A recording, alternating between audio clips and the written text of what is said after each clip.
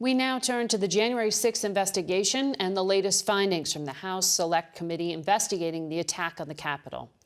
On Thursday, the committee detailed hours of inaction by President Trump during the assault as he sat in his dining room, watched the violence unfold on television, and chose to do nothing to stop the siege of Congress, despite pleas by advisors, Republican lawmakers, and allies. Yeah, you're the commander-in-chief. You got an assault going on the Capitol of the United States of America. And there's nothing. No call, nothing, zero. We learned that Secret Service agents protecting Vice President Mike Pence feared for their lives. There were calls to say goodbye to family members, so on and so forth. The VP detail thought that this was about to get very ugly. And we saw, for the first time, top congressional leaders working with the acting Secretary of Defense to get back to certifying the electoral votes. The earliest we could safely resume. Here's my assessment. I would say, best case, we're looking at 4 to 5 hours. The hearings to date have featured a wide range of witnesses, but the through line of nearly all the testimony has been former President Trump and his relentless efforts to overturn his loss in the 2020 election. Committee members say the investigation is far from over, with more hearings planned for September.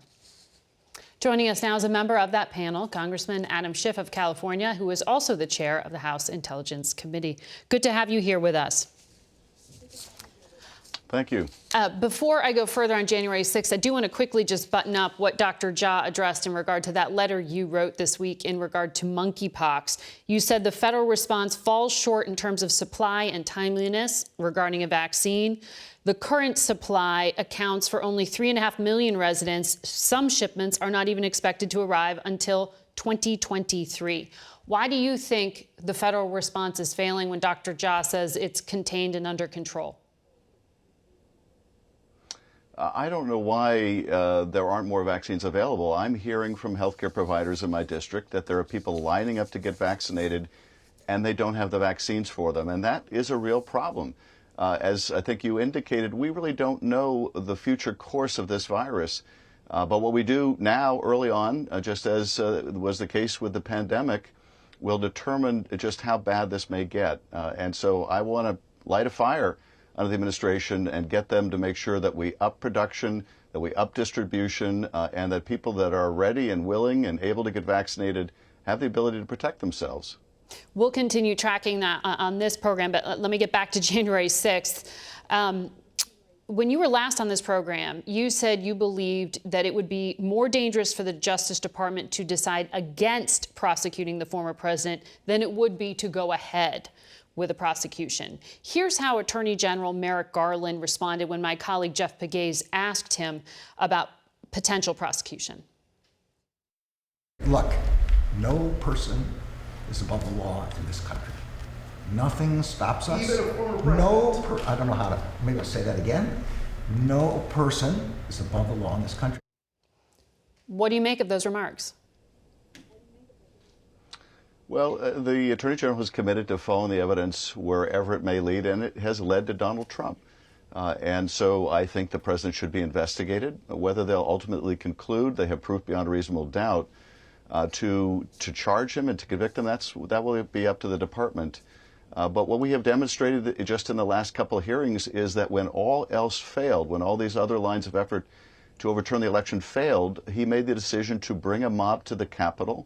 When he learned they were armed, his response was, then take the magnetometers down. He wanted to march with that mob, that armed and dangerous mob, to the Capitol. And when he was refused and brought to the safety of the cafeteria or the dining room in the White House, he wouldn't lift a finger as he watched on TV police officers being beaten and gouged and sprayed with chemicals in the most supreme dereliction of duty ever. But also, those multiple lines of effort, I think, invoke various criminal laws, and his conduct ought to be the subject of investigation. Well, we'll see if the Justice Department starts one. On the things that the committee has laid out in this congressional forum, we still haven't seen a direct link substantiated between the White House officials and the militias like the Proud Boys and the Oath Keepers who were part of the violence that day. Are you still trying to substantiate that? That remains an ongoing part of our investigation. We've certainly shown some links between the president, key advisors like Roger Stone and Mike Flynn, and elements of these white nationalist groups. But that component of our investigation continues, and as is the case more broadly, witnesses continue to come forward. We'll be presenting new information in the fall. But as we continue to ask about additional evidence, I think we really need to think about what we've demonstrated already, about the president's knowledge that the election wasn't stolen, and his response and his intent. And to me, that is most graphically demonstrated when he told top Justice Department officials basically to just say the election was stolen or just say it was corrupt, and that he would take care of the rest. Right. Those kind of pieces of testimony bear directly on the president's knowledge and intent. And this gets back to your previous question about the Justice Department. I hope they're watching. I hope they're watching carefully. And I hope they understand the implications of what we're presenting. When it comes to implications, your colleague, Liz Cheney, was on 2 other networks this morning, and she said that you all are discussing a potential subpoena for Ginny Thomas, who is married to Supreme Court Justice Clarence Thomas. Are there lines that shouldn't be crossed here when it comes to the Supreme Court? Because one of the objections to the premise of a subpoena here is that it sets a dangerous precedent by putting the spouse of a justice in this political forum. There are lines that shouldn't be crossed, but those lines involve sitting Supreme Court justices not presiding or appearing or taking action in cases in which their spouse may be implicated.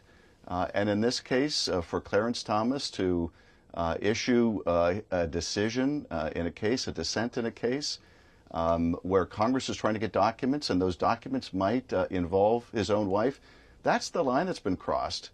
And I think for Congress to be looking into these issues, looking into conflict of interest issues, but here looking into issues whether it involves the wife of a Supreme Court justice or anyone else, if they have information or a role in an effort to overturn an election, yes, they're not excluded from examination. It sounds like you're saying you favor that subpoena.